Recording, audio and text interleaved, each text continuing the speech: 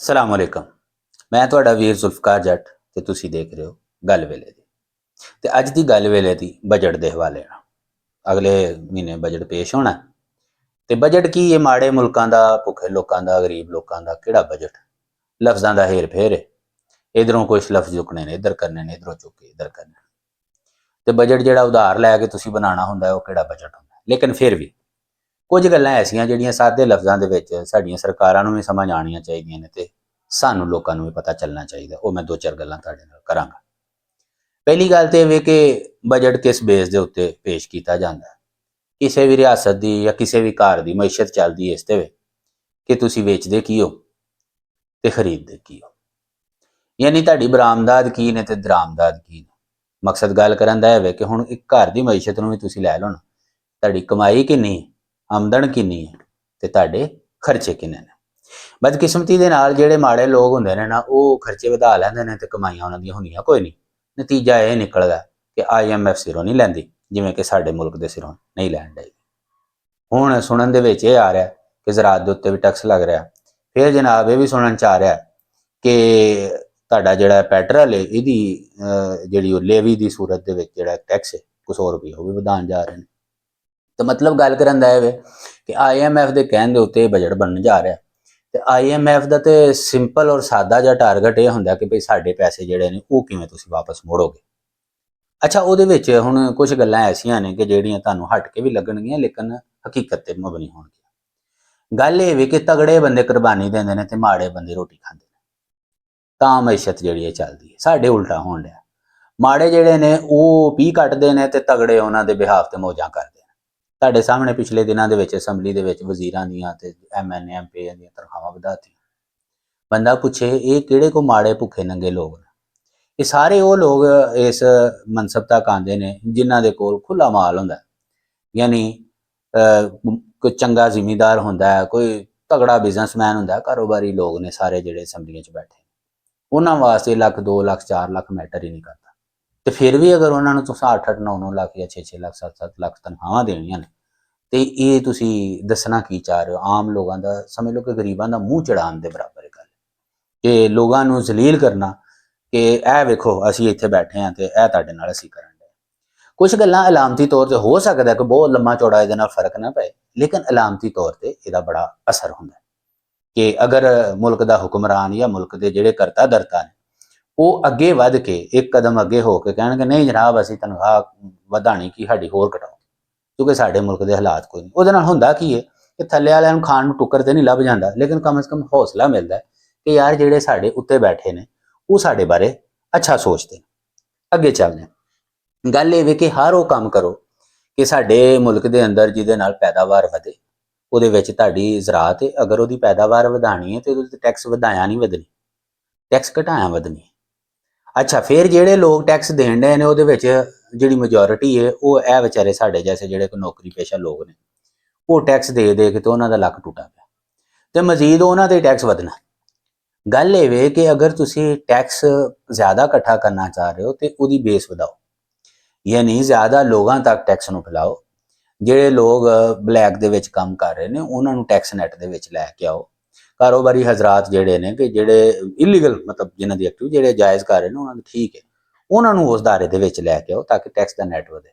ਜਿੰਨੀ ਬੇਸ ਵਧੇਗੀ ਉਹਨਾਂ ਟੈਕਸ ਉੱਤੋਂ ਘਟਾ ਦਿਓ ਤੇ ਤੁਹਾਡਾ ਮਾਮਲਾ ਯਾਨੀ ਕੁਆਂਟੀਟੀ ਵਾਲੇ ਪਾਸੇ ਆਓ। ਯਾਨੀ ਘੱਟ ਲੋਕਾਂ ਨੂੰ ਹੋਰ ਜ਼ਿਆਦਾ ਅਗਰ ਨਿਚੋੜੋਗੇ ਤਾਂ ਉਹਦੇ ਵਿੱਚੋਂ ਕਿੰਨਾ ਗਰਾਸ ਤੁਸੀਂ ਕੱਢ ਲਓ। ਇੱਕ ਚੀਜ਼ ਤੇ ਦੂਸਰਾ, ਕੋਸ਼ਿਸ਼ ਇਹ ਕਰੋ ਕਿ ਜਿਹੜਾ ਪਾਕਿਸਤਾਨ ਦੇ ਅੰਦਰ ਜਿਹੜੀ ਜਿਹੜੀ ਚੀਜ਼ ਦੀ ਵੀ ਪੈਦਾਵਾਰ ਹੈ ਨਾ ਉਹਦੀ ਆਲਮੀ ਮੰਡੀ ਦੇ ਵਿੱਚ ਕੀਮਤਾਂ ਦੇ ਮੁਕਾਬਲੇ ਦੀ ਫਜ਼ਾ ਬਣਾਉਣ ਵਾਸਤੇ, ਤਾਂ ਕਿ ਤੁਹਾਡੇ ਮੁਲਕ ਦੇ ਅੰਦਰ ਪੈਦਾਵਾਰ ਦੀ ਕੀਮਤ ਘੱਟ ਤੋਂ ਘੱਟ ਹੋਏ, ਉਹਦੇ ਮੁਤਲਕਾ ਜਿਹੜੀਆਂ ਚੀਜ਼ਾਂ ਨੇ ਉਹਨਾਂ ਦੇ ਉੱਤੇ ਟੈਕਸ ਘੱਟ ਕੀਤੇ ਜਾਣ। ਅਗਰ ਤੁਹਾਡੀ ਫਰਜ਼ ਕਰੋ ਤੁਹਾਡੀ ਬਰਾਮਦਾਦ ਟੈਕਸਟਾਈਲ ਦੀਆਂ ਨੇ ਤੇ ਫਿਰ ਤੁਹਾਡਾ ਕਪੜਾ ਜਿਹੜਾ ਜਾਂ ਤੁਹਾਡੀ ਪੈਂਟ ਤੁਹਾਡੀ ਸ਼ਰਟ ਜਾਂ ਕੋਈ ਵੀ ਜਿਹੜੀ ਟੈਕਸਟਾਈਲ ਦੀ ਚੀਜ਼ ਹੈ ਉਹ ਆਲਮੀ ਮੰਡੀ ਦੇ ਵਿੱਚ ਜਾਏ ਤੇ ਦੂਸਰਿਆਂ ਦੇ ਮੁਕਾਬਲੇ ਦੇ ਵਿੱਚ ਤੁਹਾਨੂੰ ਸਸਤੀ ਪਈ ਹੋਏ ਤਾਂ ਕਿ ਤੁਹਾਡਾ ਮਾਲ ਜ਼ਿਆਦਾ ਵਿਕ ਸਕੇ।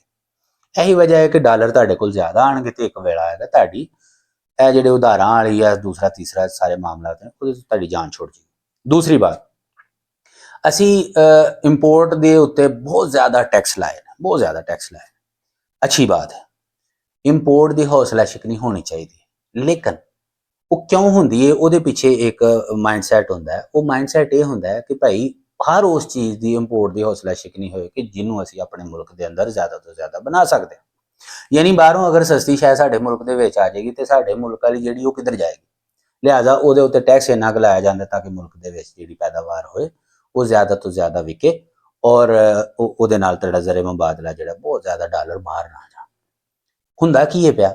ਹੁੰਦਾ ਇਹ ਪਿਆ ਕਿ ਉਹ ਬਾਹਰ ਵਾਲੋਂ ਜਿਹੜੀਆਂ ਚੀਜ਼ਾਂ ਆਉਂਦੀਆਂ ਨੇ ਉਹ ਤੇ ਮਹਿੰਗੀਆਂ ਹੋ ਰਹੀਆਂ ਨੇ, ਲੇਕਿਨ ਮੁਕਾਬਲੇ ਦੇ ਅੰਦਰ ਪਾਕਿਸਤਾਨ ਦੇ ਅੰਦਰ ਕੋਈ ਐਸੀ ਪੈਦਾਵਾਰ ਉਹਦੇ ਮਤਵਾਜ਼ਨ ਨਹੀਂ ਹੋ ਰਹੀ ਕਿ ਜਿਹੜਾ ਬੰਦਾ ਕਹੇ ਕਿ ਠੀਕ ਹੈ। ਜੇ ਮੈਂ ਮਿਸਾਲ ਤੁਹਾਨੂੰ ਦੇ ਦੇਣਾ ਗੱਡੀਆਂ ਦੀ, ਇਹ ਗੱਡੀ ਇੰਪੋਰਟ ਹੋ ਰਹੀ ਹੈ, ਜਾਪਾਨੀ ਗੱਡੀ ਇੰਪੋਰਟ ਹੋ ਕੇ ਉਹਦੇ ਉੱਤੇ ਇੰਨਾ ਲੰਮਾ ਚੌੜਾ ਟੈਕਸ ਲਾ ਕੇ, ਠੀਕ ਹੈ, ਬਾਅਦ 'ਚ ਤੁਸੀਂ ਪਾਕਿਸਤਾਨ 'ਚ ਜਿਹੜੀ ਬਣਾ ਰਹੇ ਹੋ ਸਬ ਸਟੈਂਡਰਡ ਕੁਆਲਿਟੀ ਦੀਆਂ ਤੇ ਕੀਮਤਾਂ ਤੁਹਾਡੀਆਂ ਉਹ ਜਿਹੜੀਆਂ ਇੰਪੋਰਟ ਵਾਲੀਆਂ ਨੇ ਉਸ ਤੋਂ ਵੀ ਜ਼ਿਆਦਾ, ਤੇ ਤੁਸੀਂ ਮੁਕਾਬਲਾ ਕਾਹਦਾ ਕਰਨਾ ਘੁੱਗੂ? ਸੋ ਇਹ ਉਹ ਚੀਜ਼ਾਂ ਨੇ, ਬੁਨਿਆਦੀ ਚੀਜ਼ਾਂ ਨੇ। ਕਿਸਾਨ ਹੈ, ਆਪਣੇ ਕਿਸਾਨ ਦੀ ਕਣਕ ਜਿਹੜੀ ਉਹ ਰੁਲ ਗਈ ਹੈ ਤੇ ਹੁਣ ਪਤਾ ਚੱਲਿਆ ਪਿਛਲੇ ਦਿਨਾਂ 'ਚ ਇੱਕ ਸਟੇਟਮੈਂਟ ਆਈ ਹੈ ਕਿ ਸਾਨੂੰ ਜੀ ਕਣਕ ਬਾਹਰੋਂ ਖਰੀਦਣੀ ਪਏਗੀ, ਐਲਕਾ ਘੱਟ ਪੈਦਾ ਹੋਈ। ਸਮਝ ਤੋਂ ਬਾਹਰ ਹੈ ਕਹਾਣੀ ਕਿ ਜੇ ਘੱਟ ਪੈਦਾ ਹੋਈ ਹੈ ਤੇ ਉਹ ਛਿੱਤਰੋ ਛਿੱਤਰੀ ਕਿਉਂ ਹੋਏ ਫਿਰਦੇ? ਹਾਂ, ਅਗਰ ਤੁਸੀਂ ਚਾਹੁੰਦੇ ਹੋ ਵਾਕਈ ਖੁਸ਼ਹਾਲੀ ਆਏ ਤੇ ਫਿਰ ਕਿਸਾਨ ਨੂੰ ਜਿਹੜੀਆਂ ਚੀਜ਼ਾਂ ਸਪੋਰਟ ਕਰਦੀਆਂ ਨੇ, ਜਿੱਥੇ ਤੋਂ ਮੁਰਾਦ ਦੇਵੇ ਕਿ ਖਾਦ ਹੋ ਸਕਦੀ ਹੈ, ਦਵਾਈ ਹੋ ਸਕਦੀ ਹੈ, ਹਰ ਉਹ ਚੀਜ਼ ਜਿਹੜੀ ਕਿਸਾਨ ਨੂੰ ਸਪੋਰਟ ਕਰਦੀ ਹੈ ਉਹਨਾਂ ਦੇ ਵਿੱਚ ਉਹਨਾਂ ਨੂੰ ਰਿਲੈਕਸੇਸ਼ਨ ਦਿਓ। ਫਿਰ ਭਾਵੇਂ ਤੁਸੀਂ 2200 ਕੀ 2000 ਦੀ ਕਣਕ ਮੰਨ ਲੈ ਲਓ, ਨਤੀਜਾ ਤਾਂ ਇਹ ਹੋਵੇ ਕਿ ਤੁਸੀਂ ਇੰਪੋਰਟ ਕਰਨ ਦੇ ਬਜਾਏ ਤੁਹਾਡੀ ਆਪਣੀ ਪੈਦਾਵਾਰ ਜਿਹੜੀ ਤਗੜੀ ਹੋਏਗੀ, ਤੁਸੀਂ ਬਾਹਰ ਵੀ ਵੇਚ ਸਕਦੇ। ਇਸੇ ਤਰ੍ਹਾਂ ਚੀਨੀ ਦਾ ਹਾਲ ਹੈ। ਚੀਨੀ ਪਹਿਲਾਂ ਤੁਸੀਂ ਬਾਹਰ ਭੇਜ ਲੈਂਦੇ ਹੋ, ਬਾਅਦ 'ਚ ਬਾਹਰੋਂ ਮੰਗਵਾ ਲੈਂਦੇ ਹੋ। ਯਾਨੀ ਇਹਦੇ ਵਿੱਚੋਂ ਨਾ ਸਾਨੂੰ ਕੁਝ ਚੀਜ਼ਾਂ ਇੰਝ ਦੀਆਂ ਨਜ਼ਰ ਆਉਂਦੀਆਂ ਨੇ ਕਿ ਜਿਹੜੀਆਂ ਬਦਨੀਤੀ ਕਹਿ ਲਓ ਜਾਂ ਇਹਨਾਂ ਨੂੰ ਤੁਸੀਂ ਕਹਿ ਸਕਦੇ ਹੋ ਕਿ ਨਾਹਲੀ ਕਹਿ ਲਓ, ਕੁਝ ਵੀ ਕਹਿ ਲਓ, ਲੇਕਿਨ ਕਮ ਅਜ਼ ਕਮ ਇਹ ਮੁਲਕ ਵਾਸਤੇ ਫਾਇਦਾਮੰਦ ਨਹੀਂ। ਮੁਲਕ ਨੂੰ ਅਗਰ ਤੁਸੀਂ ਬਿਹਤਰ ਤਰੀਕੇ ਨਾਲ ਚਲਾਉਣਾ ਤੇ ਭਾਈ ਜੀ ਤੁਹਾਨੂੰ ਪੈਦਾਵਾਰ ਆਪਣੀ ਵਧਾਉਣੀ ਪਏਗੀ, ਯਾਨੀ ਆਮਦਨੀ ਵਧਾਉਣੀ ਪਏਗੀ ਤੇ ਖਰਚੇ ਘਟਾਉਣੇ ਪੈਣਗੇ। ਤੇ ਇਹ ਜਿਹੜੇ ਤੁਸੀਂ ਲੱਲਿਆਂ ਤੇ ਲੱਲਿਆਂ ਦੇ ਵਿੱਚ ਖਰਚੇ ਨੇ, ਏਡੇ ਏਡੇ ਲੰਮੇ ਸਕੁਆਡ, ਇੱਕ ਇੱਕ MPA MNA ਦੇ ਨਾਲ, ਵਜ਼ੀਰ ਮਸ਼ੀਰ ਦੇ ਨਾਲ, ਫੌਜ ਜ਼ਫਰ ਮੌਜ ਦੇ ਨਾਲ, ਪ੍ਰੋਟੋਕੋਲ, ਗੱਡੀਆਂ ਦਾ ਪੈਟਰੋਲ, ਲਟਰ ਪਟਰ ਸ਼ਟ, ਇਹਨਾਂ ਸਾਰੀਆਂ ਚੀਜ਼ਾਂ ਨੂੰ ਵੀ ਤਾਂ ਘਟਾਉਣਾ ਚਾਹੀਦਾ ਕਿ ਨਹੀਂ ਘਟਾਉਣਾ ਚਾਹੀਦਾ? ਫਿਰ ਇੰਨੀ ਫੌਜ ਰੱਖੀ ਹੈ ਅਦਾਰਿਆਂ ਦੇ ਵਿੱਚ, ਇੰਨੇ ਮਹਿਕਮਿਆਂ ਦੇ ਵਿੱਚ ਬੰਦੇ ਭਰਤੀ ਕੀਤੇ ਨੇ ਫਾਲਤੂ। ਤੁਹਾਡੇ ਅਦਾਰੇ ਜਿਹੜੇ ਖਸਾਰੇ ਜਾ ਰਹੇ ਨੇ ਉਹਨਾਂ ਦੇ ਖਸਾਰੇ ਦੇ ਉੱਤੇ ਤਵੱਜੋ ਦਿਓ, ਕਿਉਂ ਖਸਾਰੇ ਜਾ ਰਹੇ ਨੇ? ਯਾਨੀ ਉਹਨਾਂ ਨੂੰ ਪ੍ਰੋਫਿਟ ਦੇ ਵਿੱਚ ਲੈ ਕੇ ਆਉਣ ਦਾ ਕੀ ਫਾਰਮੂਲਾ? ਕੋਈ ਐਸੀ ਰਾਕਟ ਸਾਇੰਸ ਨਹੀਂ। ਬੁਨਿਆਦੀ ਚੀਜ਼ਾਂ ਇਹ ਨੇ ਕਿ ਟਰਾਂਸਪੇਰੈਂਸੀ ਲੈ ਕੇ ਆਓ ਚੀਜ਼ਾਂ ਦੇ ਵਿੱਚ, ਠੀਕ ਹੈ, ਸਿਫਾਰਸ਼ੀ ਕਲਚਰ ਨੂੰ ਖਤਮ ਕਰੋ ਔਰ ਮੈਰਿਟ ਦੇ ਉੱਪਰ ਫੈਸਲੇ ਕਰੋ ਔਰ ਮੁਲਕ ਦੇ ਅੰਦਰ ਇੱਕ ਕਾਨੂੰਨ ਨਾਂ ਦੀ ਸ਼ੈ ਹੁੰਦੀ ਹੈ ਉਹਨੂੰ ਲਾਗੂ ਕਰ ਦਿਓ ਤਾਂ ਕਿ ਲੋਕਾਂ ਨੂੰ ਪਤਾ ਹੋਏ ਕਿ ਅਗਰ ਕਿਸੇ ਦੀ ਹੱਕ ਰਸੀ ਹੋ ਰਹੀ ਹੈ ਤੇ ਉਹਨੂੰ ਉੱਥੋਂ ਉਹਦੀ ਦਾਦ ਰਸੀ ਵੀ ਹੋ ਜਾਏਗੀ।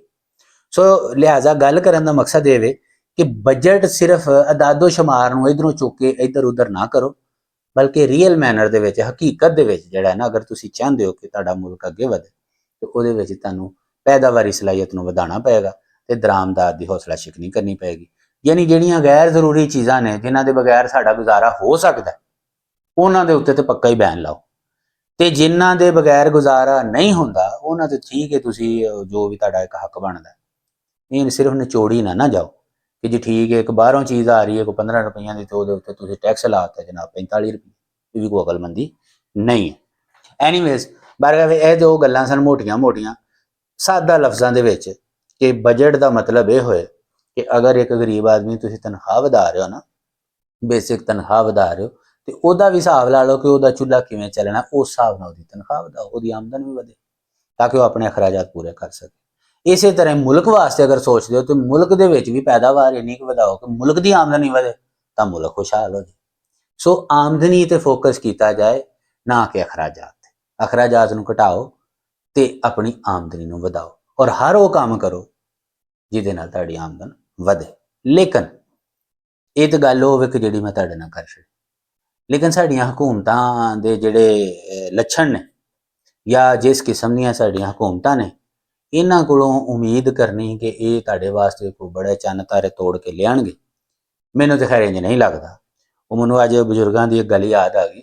ਉਹ ਬਜ਼ੁਰਗ ਕਹਿੰਦੇ ਨੇ ਕਿ ਉਹ ਇੱਕ ਬੰਦਾ ਸੀ ਨਾ, ਤੇ ਉਹਨੇ ਕਿਹਾ ਜੀ ਮੈਂ ਤੇ ਰੱਬ ਦਾ ਛੋਟਾ ਭਰਾ ਹਾਂ।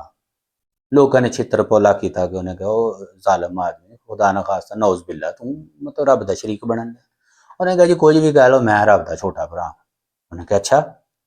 ਉਹਨਾਂ ਇੱਕ ਅੰਨਾ ਬੰਦਾ ਲਿਆ ਕੇ ਉਹਦੇ ਸਾਹਮਣੇ ਖਿਲਾਰਤਾ। ਉਹਨੇ ਕਿਹਾ ਫੇਰ ਤੇਰੇ 'ਚ ਕੁਛ ਨਾ ਕੁਛ ਖੂਬੀਆਂ ਰੱਬ ਵਾਲੀਆਂ ਹੋਣਗੀਆਂ। ਉਹਨੇ ਕਿਹਾ ਜੀ ਦੱਸੋ। ਉਹਨੇ ਕਿਹਾ ਅੰਨਾ ਹੈ, ਇਹਦੀ ਅੱਖ ਠੀਕ ਕਰ ਦੇ। ਉਹਨੇ ਕਿਹਾ ਜੀ ਇਹ ਕੰਮ ਤੇ ਮੇਰਾ ਵੱਡਾ ਭਰਾ ਕਰਦਾ, ਬਾਕੀ ਅਗਰ ਦੂਜੀ ਕਢਾਣੀ ਹੈ ਤੇ ਉਹ ਮੈਂ ਕੱਢ ਦੇਣਾ। ਤੇ ਗੱਲ ਇਹ ਵੇ ਕਿ ਸਾਡੀਆਂ ਹਕੂਮਤਾਂ ਕੋਲੋਂ ਅਗਰ ਤੁਸੀਂ ਇਹ ਸੋਚੋ ਨਾ ਕਿ ਇਹ ਕੋਈ ਤੁਹਾਡੇ ਵਾਸਤੇ ਕੋਈ ਖੈਰ ਖਾਈ ਦਾ ਪੈਗਾਮ ਲੈ ਕੇ ਆਣਗੀਆਂ, ਇਹ ਬਸ ਕਠਪੁਤਲੀਆਂ ਨੇ, ਇਹ ਛੋਟੇ ਭਰਾ ਵਾਲਾ ਹੀ ਇਹਨਾਂ ਦਾ ਕਿਰਦਾਰ ਹੈ। ਇਹ ਅੱਖ ਕੱਢ ਤੇ ਸਕਦੀਆਂ ਨੇ, ਅੱਖ ਤੁਹਾਡੀ ਬਣਾ ਨਹੀਂ ਸਕਦੀ। ਤੇ ਇਸ ਟਾਈਮ IMF ਦਾ ਡੰਡਾ ਇਹਨਾਂ ਦੇ ਪਿੱਛੇ, ਔਰ ਉਹਦੇ ਅੱਗੇ ਅੱਗੇ ਨੱਚੀ ਜਾਣ ਡੇ ਨੇ। ਹਾਂ, ਕੁਝ ਹਜ਼ਰਾਤ ਹੈ ਨੇ ਜਿਨ੍ਹਾਂ ਦਾ ਨਾਂ ਲੈਂਦੇ ਵੀ ਮੁਸੀਬਤ ਬਣ ਜਾਂਦੀ ਪਾਕਿਸਤਾਨ ਦੇ ਅੰਦਰ, ਉਹਨਾਂ ਦੀਆਂ ਅੱਜ ਕੱਲ੍ਹ ਮੌਜਾਂ ਲੱਗੀਆਂ ਨੇ। ਅਹਿਮਦ ਦੇ ਮੁਜਾਹਦ ਜਾਗ ਜ਼ਰਾ ਸੁਣਨ ਚ ਆ ਰਿਹਾ ਕਿ ਉਹਨਾਂ ਦੇ ਜਨਾਬ ਬਜਟ ਸ਼ਜਟ ਜਿਹੜੇ ਤਗੜੇ ਹੋਣਗੇ, ਤੇ ਉਹਨਾਂ ਦਾ ਤਾਂ ਬਸ ਹੁਣ ਕੀ ਕਰੀਏ, ਬਸ ਇਸ ਤੋਂ ਅੱਗੇ ਅਸੀਂ ਕੁਝ ਨਹੀਂ ਕਹਿ ਸਕਦੇ। ਦੁਨੀਆ ਦੇ ਜਿਸ ਕੋਨੇ ਤੇ ਵੀ ਹੱਸਦੇ ਰਹੋ, ਆਪਣੇ ਜੱਟ ਵੀਰ ਨੂੰ ਇਜਾਜ਼ਤ ਦਿਓ। ਰੱਬ ਰੱਖਾ।